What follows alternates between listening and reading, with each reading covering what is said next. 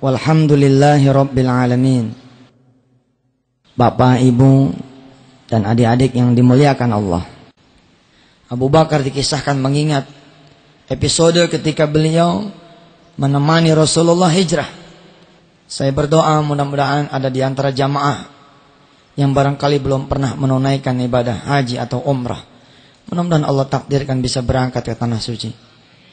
Ada gua Thur di sana. Allah kemudian wahyukan kepada Nabi Muhammad untuk istirahat di dalam gua itu. Masuklah kemudian Abu Bakar bersama Rasulullah di sana. Begitu masuk karena lelahnya kemudian Rasulullah tertidur. Tertidur di mana? Tertidur di pangkuannya Abu Bakar radhiyallahu an, yang bukan saja dia adalah jamaahnya, sahabatnya, tapi juga beliau adalah mertua dari Rasulullah sallallahu alaihi wasallam. Ketika Rasulullah tertidur di pangkuan Abu Bakar, ada ular.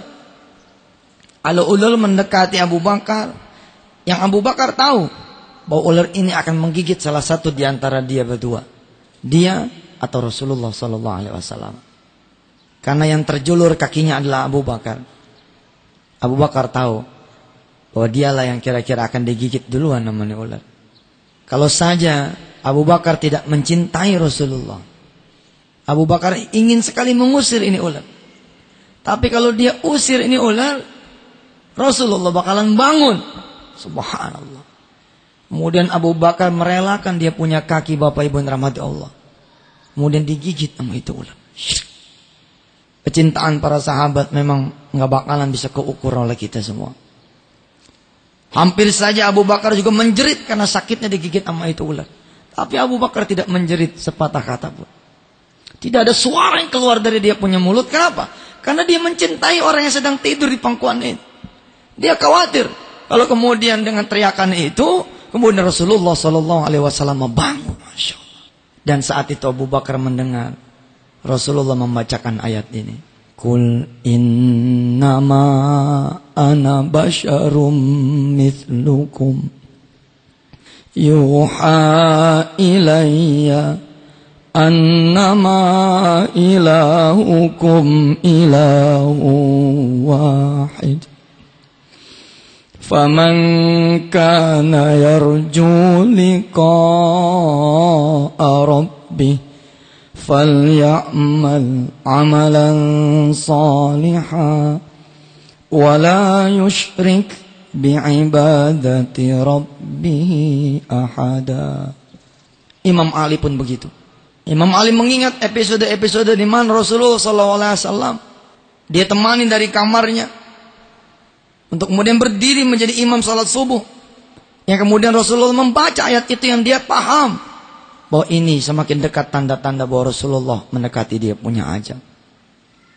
Imam Ali mengingat ketika Jibril mewahyukan kepada Rasulullah bahwa ada 6 kafir Quraisy yang sedang bergerak berjalan mengepung rumah Rasulullah. Salah satu yang dipanggil adalah Imam Ali radhiyallahu anhu.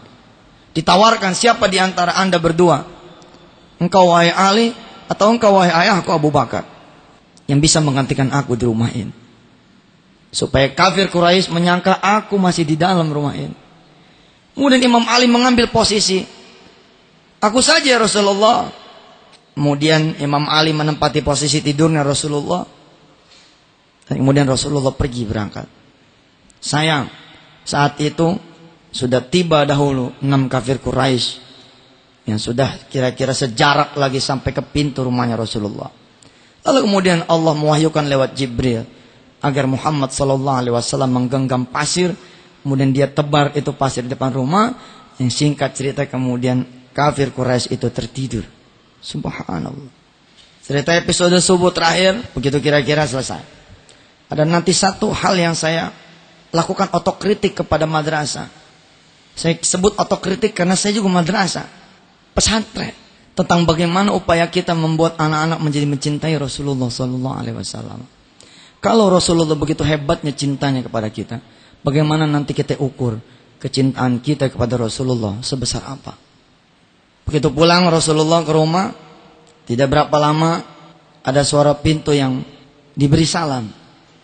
Fatimah kemudian menyaut, Waalaikumsalam warahmatullahi wabarakatuh. Manil kharid? Siapa yang di luar? Kemudian yang di luar nih tamu menjawab, saya qad-ji'tu. Saya sudah datang. Salamkan kepada Rasulullah, aku sudah datang. Ibu bapak yang dirahmati Allah, hanya satu orang yang malaikat Jibril dan Israel ketika datang hendak menjemput nyawa kita, memberi salam dulu. Cuman satu. Itu orang yang hari ini kita peringati lahirnya, Rasulullah SAW. Karena Allah memerintahkan kepada Israel, wahai Israel, kalau nanti Muhammad Rasulullah SAW menolak untuk dicabut nyawanya, pulang. Subhanallah. Disampaikanlah kemudian oleh Fatimah kepada ayahandanya bahwa di depan ada tamu. Apa kata Rasulullah? Tamu yang kau maksud sudah ada di sini. Fatimah bingung. Karena tidak ada yang bisa dia lihat. Tapi Rasulullah bilang tamunya sudah ada di situ. Karena memang yang datang adalah malaikat Israel alaihissalatu wassalam. Saudara-saudara yang dirahmati Allah, Rasulullah tahu bahwa Israel diberi pesan sama Allah, kalau dia menolak untuk dicabut nyawanya, dia boleh mengusir Israel. Maka kemudian keluarlah kalimat beliau bahwa dia belum berkenan dicabut dia punya nyawa sampai dia kemudian ketemu dulu sama malaikat Jibril alaihi salatu wassalam. Kisah ini dengan sangat apik masih saya ingat betul, karena pendidikan maulid luar biasa di zaman waktu saya kecil. Kalau sekarang saya tidak lagi menemukan, kecuali di Kalimantan kayak kemarin itu. Subhanallah. Muhammad ibni Abdillah, Muhammad ibni Abdillah, alaika Allahumma salli. Nggak ada, udah terhilang. Waktu zaman saya kecil, subhanallah. Ya Rasulullah, salamun alaih. Ya Rafi' asyani wa daraji afatayyaji Ratal alami ya muhainal judi wal karami. Subhanallah. Episode ini betul-betul guru-guru di kelas saya tuh subhanallah, namanya guru-guru madrasah saat itu kan ustadz semua. Zaman dulu nggak ada guru madrasah bukan ustadz, kulo ustadz, semuanya ustadz. Baik, saya cerita lagi. Saya bilang kenapa saya bisa cerita ini dengan apik. Wallahu a'lam bishawab. Waktu kecil saya nggak paham ini benar atau tidak. Saya belum bisa baca kitab saat itu, saya belum mengerti. Tapi begitu kemudian saya bisa baca, subhanallah, iya benar, cerita ini ada. Ada kitab kecil namanya Daqaiqul Akhbar, subhanallah ada di situ. Sampai kitab yang besar yang tulis sama Haikal, kitab kontemporer, bukan kitab kuning, kitab putih itu. Ya Israel, aku belum reda engkau cabut nyawa sampai engkau menghadirkan dulu Jibril di hadapanku. Ini menyalahi ini. Kematian Rasulullah SAW tidak lazim. Harusnya tidak boleh itu Israel menghadap kepada orang yang akan dicabut nyawa kecuali ditemani malaikat Jibril. Dan ini sudah hadis Rasulullah yang ngomong. Tidak ada satupun di antara kalian, wala muslim wala kafir, kecuali dia meninggal dunia didatangin oleh malaikat Israel dan Jibril. Kenapa perlu malaikat Jibril itu datang? Rasulullah kemudian meriwayatkan, malaikat Israel pun tidak datang sendiri, melainkan dengan 3 kelompok kematian. Digambarkan oleh Allah di dalam surah As-Sajdah. Qul yatawaffakum malakul mautil ladzi wukkila bikum thumma ila rabbikum turja'un. Malak, bukan satu, tapi banyak. Ada 3 kelompok malaikat kematian. Israel tinggal eksekusi ketika sudah digor-goroh. Bukan Israel yang mengerjakan, subhanallah. Selama ini kita beranggapan bahwa Israel mengeksekusi mulai dari jempol sampai selesai. Bukan. Kelompok malaikat yang pertama mencabut nyawa kita dari mana? Dari jempol. Nih, ujung kaki. Hati-hati buat adik-adik saya, buat abang-abang saya, buat bapak dan ibu yang sering melangkahkan kakinya ke tempat yang maksiat, berabe urusannya. Kelompok malaikat yang pertama masuk, mencabut seluruh nyawa kita. Dia tarik peran-peran urat-urat kita ini, syaraf-syaraf kita dia matiin satu-satu. Mulai dari ujung jempol sampai mana? Nih, sampai dengkul. Pelan-pelan. Aduh, ya Allah, kita beristighfar nih hari.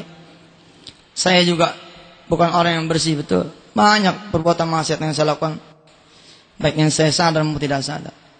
Semakin banyak langkah yang belum kita mintakan ampun pada Allah Subhanahu wa taala, makin lama Yang paling paham urusan begini nenek-nenek nih. Salah satunya nenek saya pribadi nih, Umi Yo, almarhum. Kalau ngejenguk orang, yang dia pegang kakinya, Pak. Kalau kakinya dingin, pahanya hangat, apa dia bilang? Panggilin, kumpulin. Mulai ditelkin, mulai. Bembeng, ini barangkali sudah waktunya. Gitu, Pak. Itu luar biasa itu, nenek-nenek zaman dulu itu luar biasa. Saya baru paham sekarang ini gitu. Dia pegang kaki dua dingin, paha kanan kiri hangat. Udah, dikit lagi katanya. Subhanallah.